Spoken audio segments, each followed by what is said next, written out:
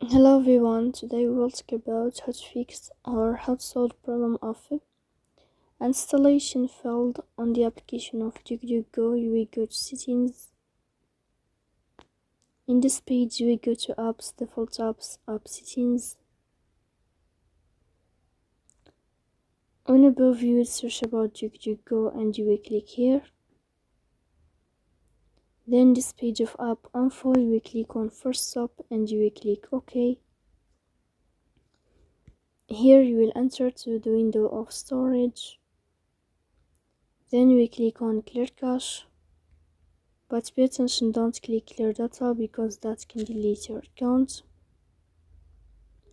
In the end you can turn on your airplane mode and you can turn off your airplane mode again.